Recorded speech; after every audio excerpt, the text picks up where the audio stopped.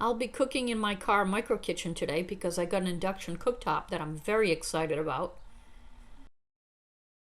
The $12 hot plate I've been using for the past 7 or 8 months worked surprisingly well, but it only had 2 settings, on and off. The dial said low, medium, high, but I never saw a difference in temperature.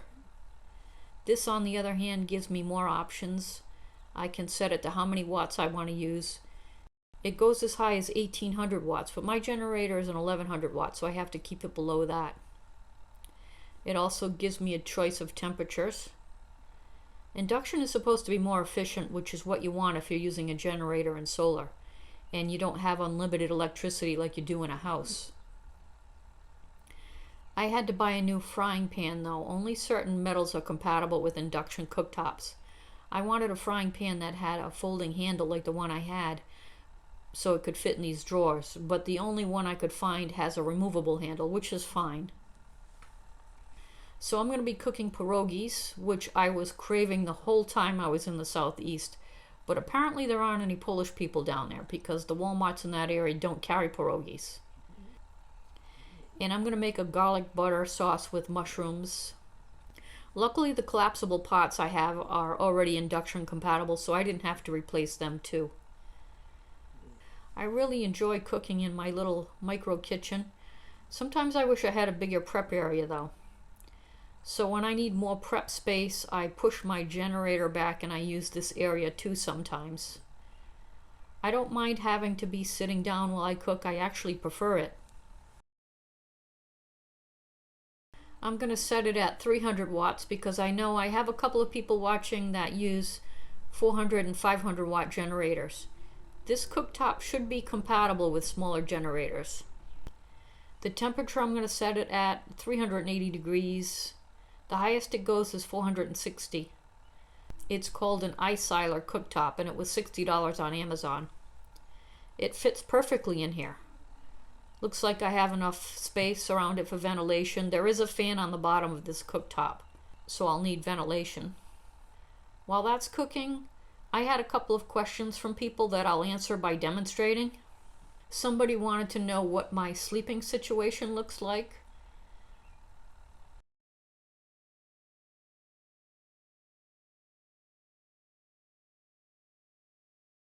This is 25 inches wide, which is the width of a standard size cot like the Coleman.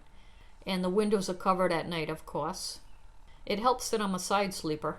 If sleeping in here were uncomfortable, then I'd be in a van by now. Sleep is not something anyone should sacrifice. When I first got on the road, I had a 0-degree sleeping bag that was made for people up to 6'6". That was a mistake. It was so big and puffy, it took up too much space, and it couldn't be washed in a machine. It had to be washed by hand. Now I use a child-sized sleeping bag because I'm only 5'3", and it's a 45-degree bag. So it's not as puffy because it's not made for temps below 45 degrees. But I have blankets I can put over it if it's really cold. If it's below 35 degrees, I just run the car heater all night. It's rare that I'm in a place that cold. Another viewer asked where I am when I use my laptop. I'm back here. I'm not one to ever sit at a desk or a table when I use my laptop. Even when I'm in a house, I prefer to be horizontal. But this is also the biggest source of annoyance, is when I have to get up out of the space. Maybe I left my water up front, or my glasses, or my dog needs to be walked, and I have to get my laptop out of the way and pull myself out of this area. But it's not bad enough that I'm ever going to sit in the driver's seat to use my laptop. Time to put the pierogies in. Mrs. T's 4-cheese mini pierogies. Pierogies are a potato dumpling. But when I think about getting a van, I hate to give up the 4-wheel drive. There aren't many 4-wheel drive van options these days. And I loved it when I ended up on that muddy road in Georgia and I didn't have to find a detour. To me, that's fun and exciting. I'd also hate to give up the hybrid engine. It's not just great on gas, it's like having an onboard generator. It'll recharge my Kodiak generator using very little gas. It's nice not to have to rely on solar if it's not a sunny day, or if I don't want to babysit my flexible solar panels instead of sightseeing. Also, when I think about getting a van or a little travel trailer, I really would miss being stealthy. I don't think anyone suspects that I'm sleeping in this car, and I love that. I've always preferred to be the fly on the wall that observes everyone else. I've had a couple of people comment on my videos about the fact that I don't talk about myself much and I rarely ever show my face. They wonder if I'm afraid of internet stalkers or YouTube trolls. No, that's how I am all the time. I've always gravitated to the salesman types. My late husband had to be the center of attention, the loud, aggressive storyteller, and that allowed me to blend in with the wallpaper. If we were at a social gathering, I preferred to just sit and observe and listen. I already know my story. I want to hear somebody else's story.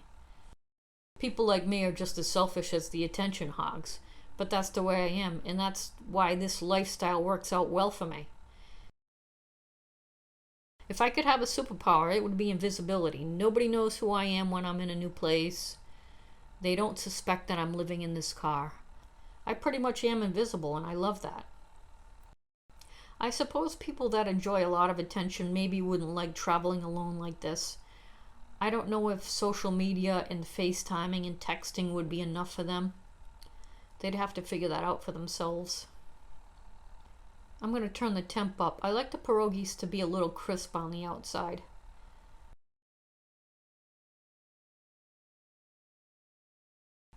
And whenever I'm sightseeing or visiting a museum or whatever, I rarely ever see another person by themselves like I am. People are always coupled up or with friends or towing kids around. So it does make me feel self-conscious that I'm the only one alone. But I rarely ever feel lonely. I think normal people might feel lonely though, living like this. Looking good, pan seared.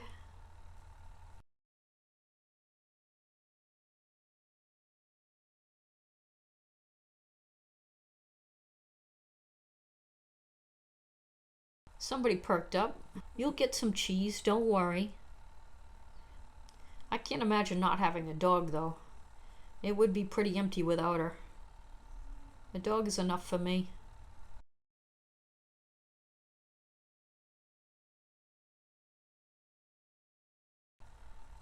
Delicious. See, there's potato and cheese inside.